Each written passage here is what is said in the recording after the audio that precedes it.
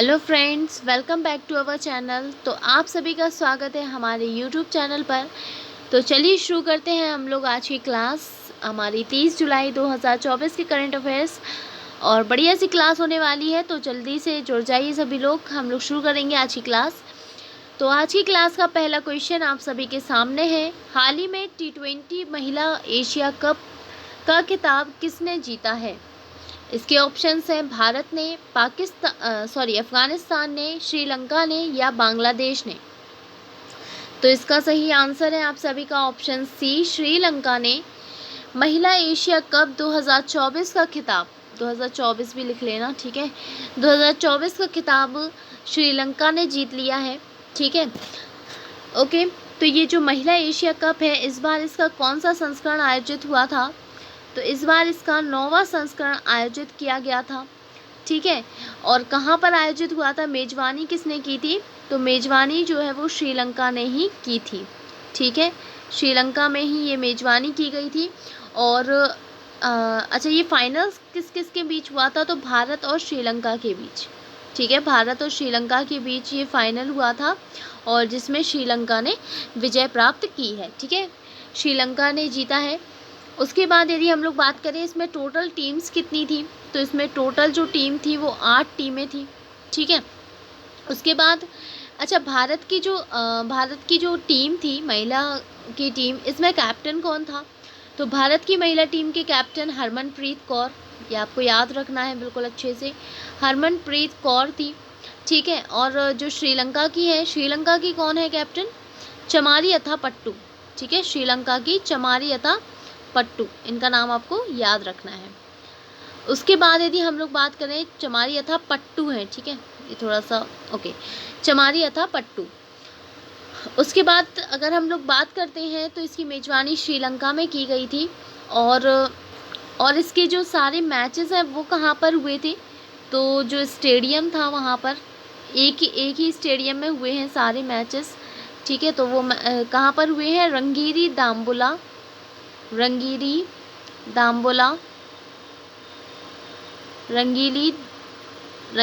Dambulla international, क्या हो गया? अरे क्या हो गया इसको? हाँ, इंटरनेशनल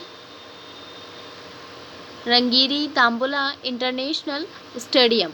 ठीक है, तो इस स्टेडियम में हुए हैं सारे मैचेस, जो भी एशिया कप के जितने भी मैचेस हुए। क्लियर? उसके बाद टोटल 8 टीमें थी यहाँ पर, ये टोटल टीम्स हैं। ठीक है, टोटल टीम्स 8 थी और जो टोटल मैच हुए थे वो कितने हुए? टोटल मैच वो हुए 15। क्लियर? और अच्छा हाँ, सबसे इम्पोर्टेंट, कब से कब तक आयोजित किया गया था ये एशिया कप? तो इसका आयोजन 19 जुलाई से लेकर 28 जुलाई के बीच किया गया था। ठीक है, 19 से 28 जुलाई के बीच इसका आयोजन हुआ था। क्लियर? तो एशिया कप के बारे में ये कुछ जो इम्पोर्टेंट जानकारी थी वो आप सभी के लिए यहाँ पर है। एशिया कप की एक सिंगल वीडियो आप लोगों के लिए बन जाएगी, मतलब आ जाएगी, आज ही अपलोड कर दी जाएगी आप लोगों के लिए, बिल्कुल टेंशन फ्री रहिएगा। तो आज ही आप लोगों के लिए अपलोड कर दी जाएगी, तो ज़रूर देख लीजिएगा। उसकी लिंक हम आपको डिस्क्रिप्शन में दे देंगे, तो आप लोग उस वीडियो को ज़रूर देख लीजिएगा, ताकि और भी जो भी और इम्पोर्टेंट चीज़ें हैं वो सारी उसमें क्लियर हो जाएंगी। ठीक है, तो इतनी चीज़ें फ़िलहाल आप लोग पढ़ लीजिए। चलिए अगले क्वेश्चन की तरफ चलते हैं और नेक्स्ट क्वेश्चन आप सभी के सामने है। हाल ही में ऑस्ट्रेलिया वैश्विक ओपेरा प्रतियोगिता 2024 का आयोजन कहाँ किया जाएगा? इसके ऑप्शंस हैं मुंबई, लखनऊ, हैदराबाद या कोलकाता में। तो इसका सही आंसर होगा ऑप्शन ए, मुंबई में इसका आयोजन किया जाएगा, ऑस्ट्रेलिया वैश्विक ओपेरा प्रतियोगिता। नेक्स्ट क्वेश्चन है, हाल ही में भारत का तीसरा यूनिकॉर्न कौन सा बना है? इसके ऑप्शंस हैं जोमेटो, रैपिडो, स्विगी या इनमें से कोई नहीं। तो इसका सही आंसर होगा ऑप्शन बी, रैपिडो, ये भारत का तीसरा यूनिकॉर्न बन गया है। नेक्स्ट क्वेश्चन है, हाल ही में विश्व मानव तस्करी विरोधी दिवस कब मनाया गया है? इसके ऑप्शंस हैं 27 जुलाई को, 28 जुलाई को, 29 जुलाई को या 30 जुलाई को। तो इसका सही आंसर होगा ऑप्शन डी, 30 जुलाई को मानव तस्करी विरोधी दिवस मनाया गया। ठीक है, इसके बाद अगर हम लोग इसकी थीम की बात करते हैं तो इसकी थीम क्या थी?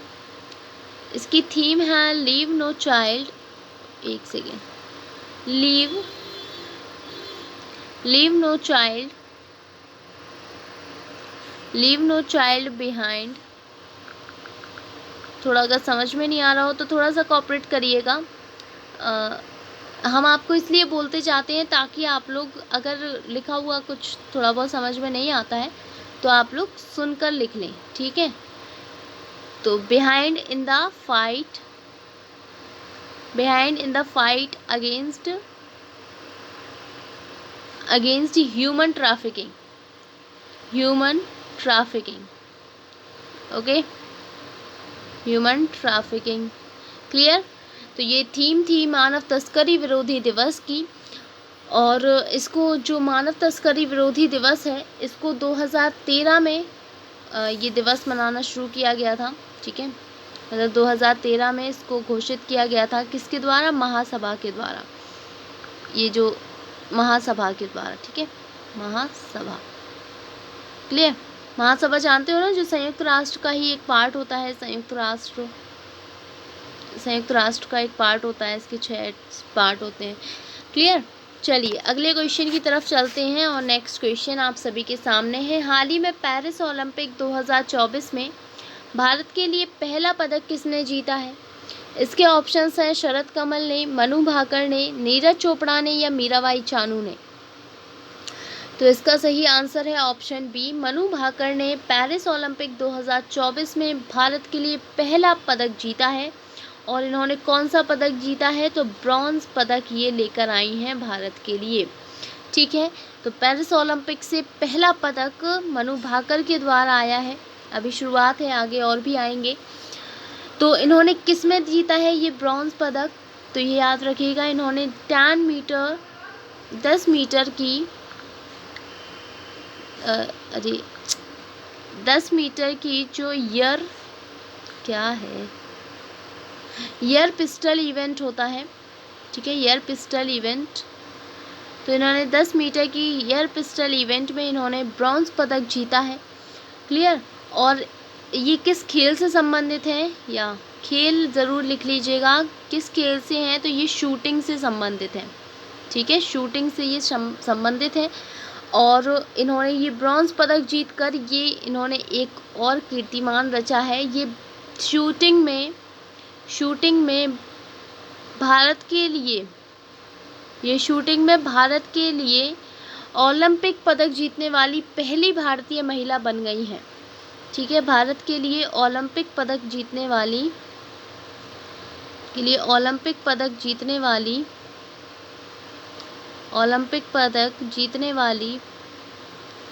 पहली भारतीय महिला बन गई हैं, पहली भारतीय महिला, ठीक है। तो इसको भी आपको अच्छे से याद रखना है, क्लियर। पेरिस ओलंपिक जो कि अभी पेरिस में आयोजित हो रहा है, आप सभी को पता है। और तो पेरिस ओलंपिक के बारे में थोड़ा सा पढ़ लेते हैं। तो जो पेरिस ओलंपिक है, पेरिस ओलंपिक का इस बार कौन सा संस्करण आयोजित हो रहा है? तो इसका जो संस्करण है इस बार, ये 33वां संस्करण इस बार आयोजित हो रहा है, ठीक है। इसका आयोजन कब से कब तक होना है? तो इसका जो आयोजन है वो 26 जुलाई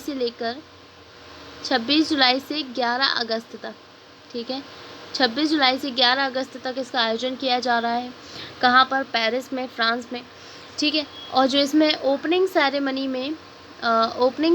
में जो वो रहे थे ध्वजवाहक, ठीक है, याद रखिएगा, ध्वजवाहक ओपनिंग सेरेमनी में कौन रहे थे?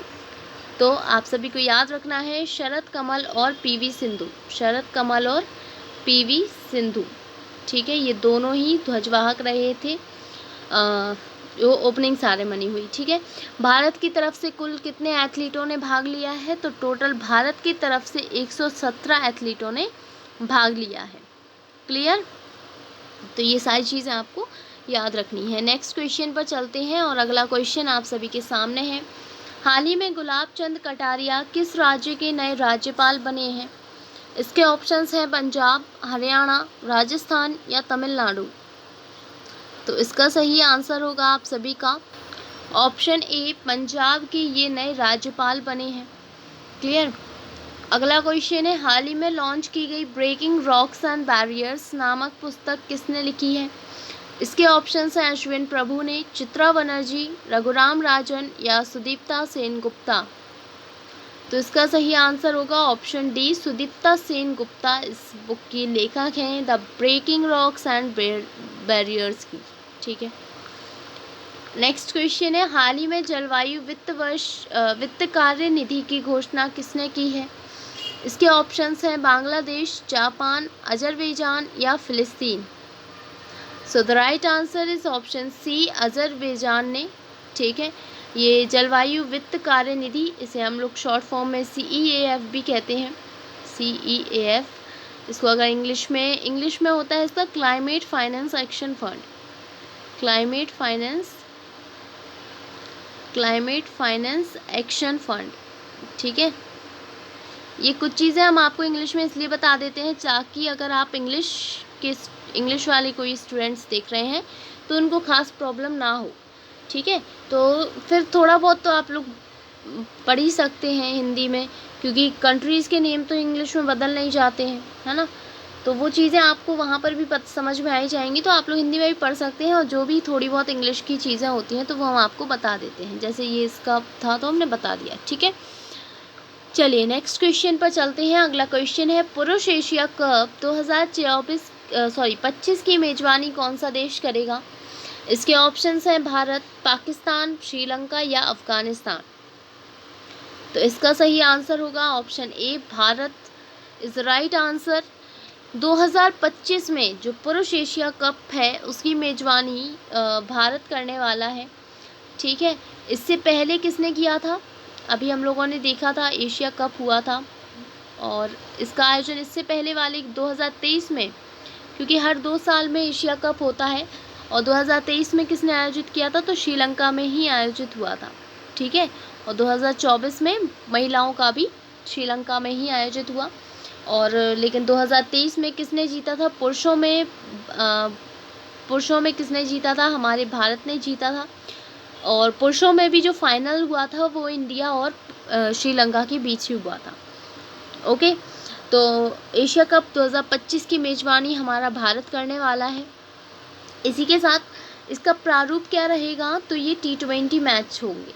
ठीक है, ये T20 मैच होंगे। उसके बाद इसके साथ ही 2027 की भी घोषणा कर दी गई है, और 2027 में कौन सा देश इसकी मेजबानी करेगा? तो वो है बांग्लादेश। ठीक है, बांग्लादेश 2027 में मेजबानी करेगा पुरुष एशिया कप की, और ये जो मैचेस होंगे ये ODI होंगे। ठीक है, वनडे होंगे। क्लियर? आ जाइए अगले क्वेश्चन की तरफ, और नेक्स्ट क्वेश्चन है, हाल ही में किस देश ने राम मंदिर में विराजित भगवान राम पर डाक टिकट जारी किया है? इसके ऑप्शंस हैं श्रीलंका ने, लाओस ने, नेपाल ने या भारत ने।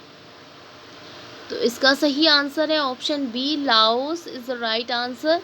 लाओस ने भगवान राम पर एक डाक टिकट जारी किया है। ओके, नेक्स्ट क्वेश्चन है, हाल ही में गोम विना मूल्य बीज योजना किस राज्य ने शुरू की है?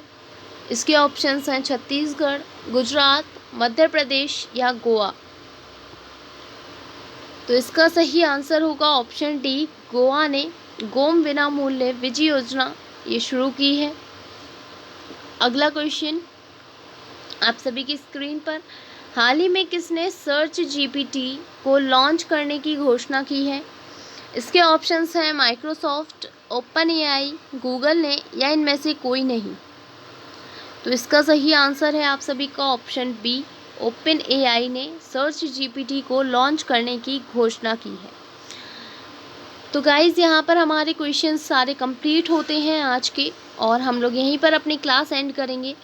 अब हम मिलेंगे नेक्स्ट वीडियो में अगले दिन के करंट अफेयर्स के साथ। तो सभी लोग तैयार रहिएगा नेक्स्ट क्लास के लिए, और जो भी चैनल पर पहली बार आए हैं सभी लोग चैनल को सब्सक्राइब ज़रूर कर लीजिएगा, और बेल आइकन को ज़रूर प्रेस कर लीजिएगा ताकि आपको डेली नोटिफिकेशंस मिलती रहें। ठीक है, और यदि आपको वीडियो अच्छा लगा हो तो सभी लोग वीडियो को लाइक ज़रूर कर दीजिएगा, अपने दोस्तों के साथ शेयर भी कर दीजिएगा। तो अब हम मिलेंगे नेक्स्ट वीडियो में, तब तक के लिए आप लोग अपना ध्यान रखिएगा और अच्छे से पढ़ाई करते रहिएगा। ठीक है, तो चलिए अब हम मिलेंगे अगली अगले दिन के करंट अफेयर्स के साथ। तो thank you and have a nice day.